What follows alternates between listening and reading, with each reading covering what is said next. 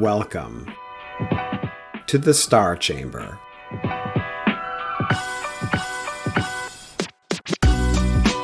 I'm Ryan Swayze, a retired Air Force Lieutenant Colonel and the founder and president of the Walk the Talk Foundation, a nonprofit that advocates for and advises currently serving and former military service members going through the arduous journey of administrative processes and investigations in our government. And I am Francescagraham, a retired Army Lieutenant Colonel and the Chief Operating Officer and Chief Advisor for the Walk the Talk Foundation. For all our returning guests, welcome back. And for our new listeners, thank you for tuning in. Before we begin this week's topic, please do not forget to hit that subscribe button, check out our Walk the Talk Foundation website, and hit that donate button if you think we're doing a good job. Also, check out our newsletter, the DoD Times Redacted, on all the socials, including LinkedIn, X, Instagram, and Facebook. Links in the description. All right, Star Chamber listeners, let's get started.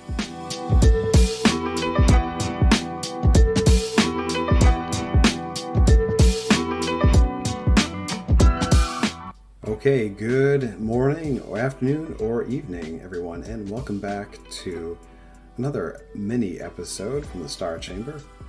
I'm Ryan Swayze, president and founder of the Walk the Talk Foundation, an organization established to assist, guide, advise, and advocate for the uniformed service whistleblower. And today I'd like to talk about the nuclear middle, which I have just trademarked, patent pending, renamed from the frozen middle.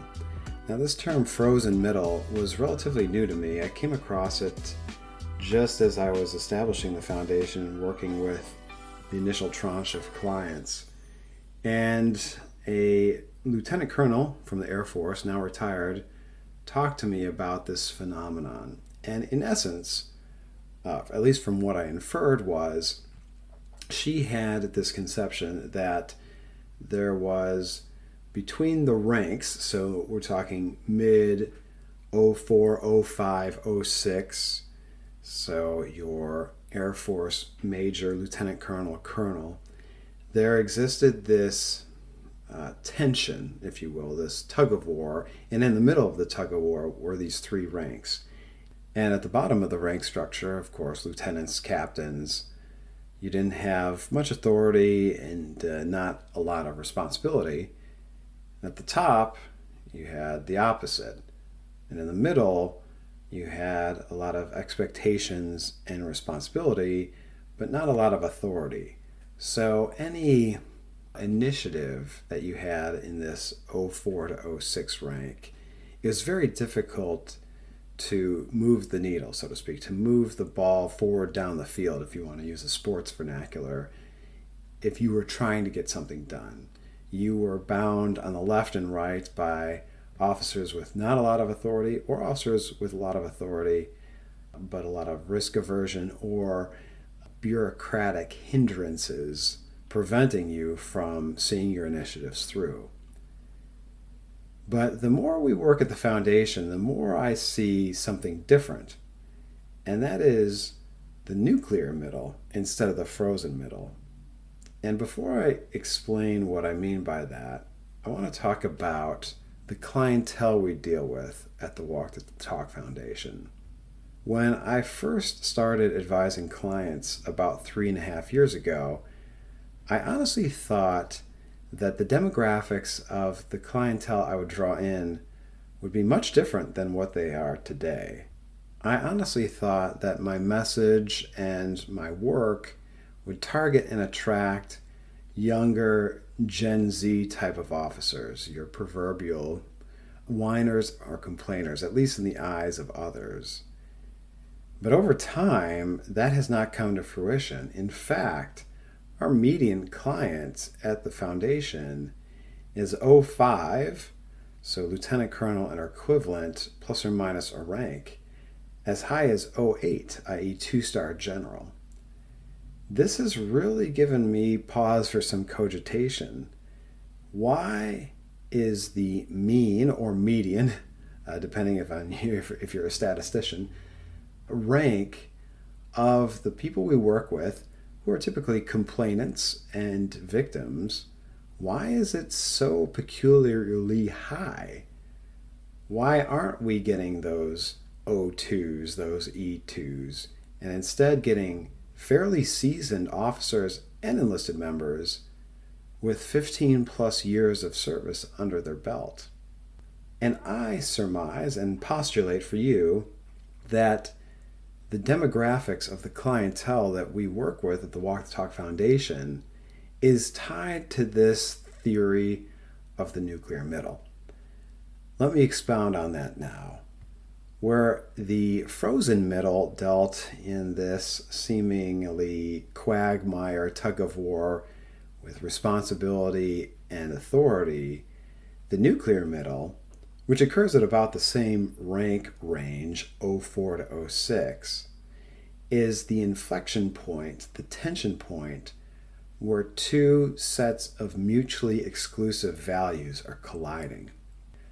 On the far left side, and I'll produce a graphic for this show if you're a visual person, is the lieutenant who's brought up in the military and has key values instilled in them, such as the mission, service before self, and ownership.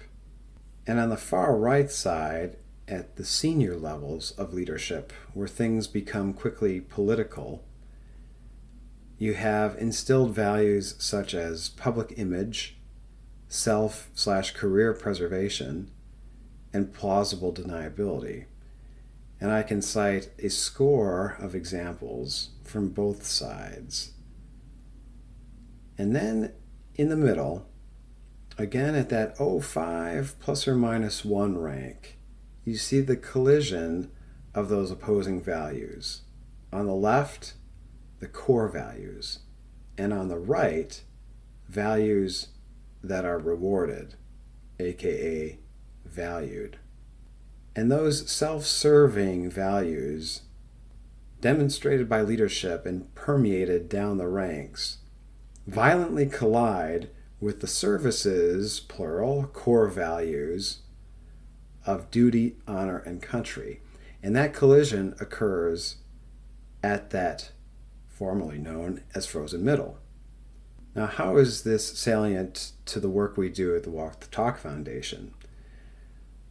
Well, it's a key inflection point because in most every case we deal with, there's a juncture at which an officer in a position of leadership and authority is faced with a decision.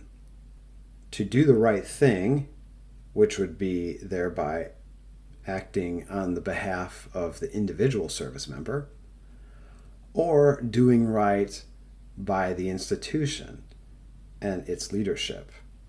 And unfortunately, many times that decision is a mutually exclusive one. But it embodies this conflict between two values, or two value sets.